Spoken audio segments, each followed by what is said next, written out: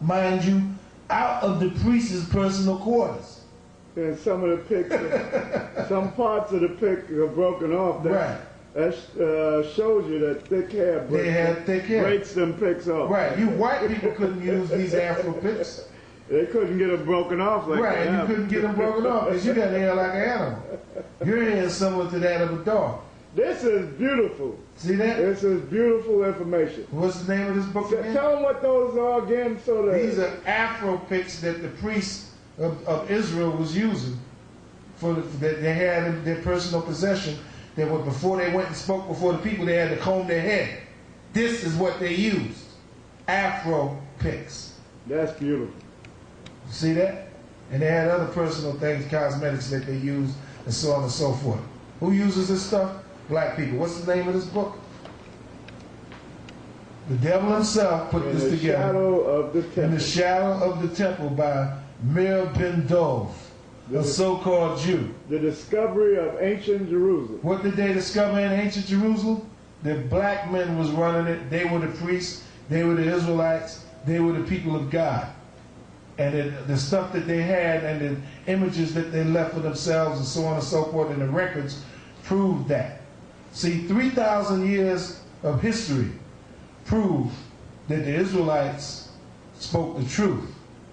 A lot of people don't want to believe them, but they cannot be ignored. Now, we want to go to another scripture because I have some other exciting information that must be brought out. Other exciting information that must be brought out. We made statements. We just showed you photographs from Israel of ancient Israelite priests being black.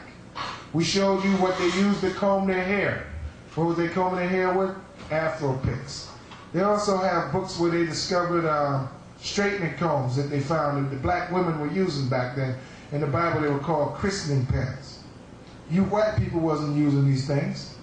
You wasn't using a damn thing because you was a monkey running around in the cage of Mount Seir eating out of your grandfather's skull. You didn't have sense enough to comb your hair.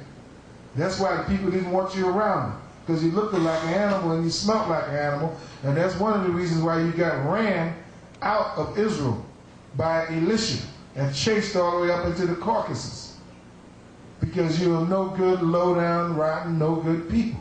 Now give me the next scripture that I want, which I believe is Lamentations, the 4th chapter, the 8th verse. Their visage is blacker than a coal. Their visage, that word visage means face. The face of the Jews is what color? Their visage means their face. Read it again. Is blacker than a coal. Read the whole statement again. Their visage, read the whole statement.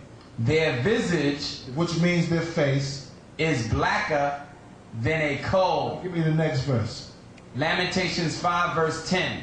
Our skin was black like an oven. Now hold it now. Just hold it right there. Let's let that thing sink into the audience. Read it again. Because maybe the Negro at home didn't hear this that goes to church every Sunday. Read it again. This is the same Bible your little saxophone playing president was sworn in on.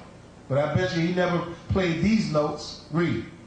Our skin was black like an oven. Now just hold it right there. Just stop right there.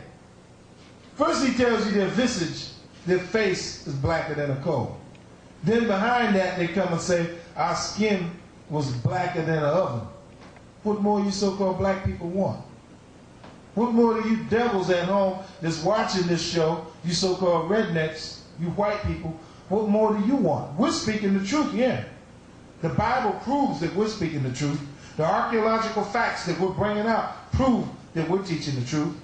Many of the artificers that lived during the time of Christ drew paintings and made mural wall paintings and statues and writings, and they did many things that showed prophetic events that would happen on the planet Earth in the future, showing how the white man would be brought down by the power of the supreme being and cast into a lake of fire, showing that the Israelites were going to raise from the dead out of their dead state of mind, and they were going to take over the world and rule it forever. All of these things bear witness to the truth. Now give me the next verse that I want about Solomon, what King Solomon said. We're going to the book of Solomon now. The Songs of Solomon, Solomon's Song. The first chapter in the 5th verse is going to give you some insight on what King Solomon, one of the greatest kings that ever lived in the nation of Israel, what King Solomon looked like. He tells you out of his own mouth whether he was a black man or whether he was a white man. Let's see what he said. Read. Songs of Solomon 1 verse 5. I am black. Stop. Read it again. I am black. You gotta hold it again. In case you didn't hear, read it one more time. I am black. Solomon said, I am black. What does a Negro preacher on a Sunday morning got to hoop and holler about and foam at the mouth, knocking benches over and being an environmental pest? What does he have to say on a Sunday morning about that? Solomon said, I am what? Read it again. I am black, but comely. I am black, and the Hebrew says, and comely. See, the white man put that but comely. The and comely means he's black and beautiful.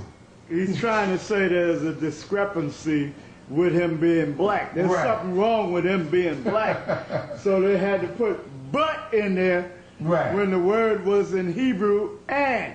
That's right. Because abal is but. That's right. A aleph, a ba, and a la. Abal is but. That's correct. Wa is and. That's right. Read. As the tense of Kedar. As the tense of Kedar. Now the word Kedar means dark-skinned man. And we showed facts on that. We could go in the biblical dictionary. In the back of the Bible. Look at the word Kedar. And it's going to tell you, it's K-E-D-A-R. And while you're looking at the back of the Bible, what kind of scholars was these that wrote that in the back of the Bible? Right. These were white scholars that put these words and their meanings together. Read.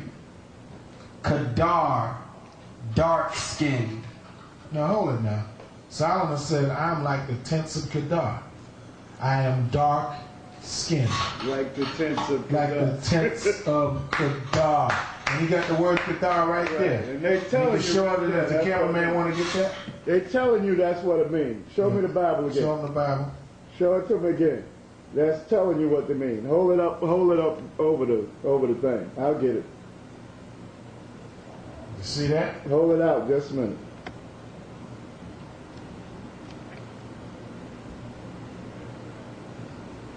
Kedar. See that? K-E-D-A-R. Dark skin. Point to dark skin. See that? Dark skin. You devils can't get around this because you're the one. K-E-D-A-R. Dark skin. You can't get around it. You so-called white people, you're the ones that put these words together. You didn't think a Negro would have enough intelligence to pick up on these things and decipher them and differentiate between the meanings. Could you get that scripture and show it to me the same way you're showing that? Yeah, go back to our Song of Solomon and show them the first chapter and the 5th verse. Yeah, just hold it there. I get it. See, they don't do this in church. You can read it off the screen. I'm going to read it right off the screen. I'm going to read the 5th verse. I am black, but comely, O ye daughters of Jerusalem, as the tents of Kedar, as the curtains of Solomon. K-E-D-A-R. Now see, go to the back of the book. Then you go back to the back of the book and you look at the word Kedar.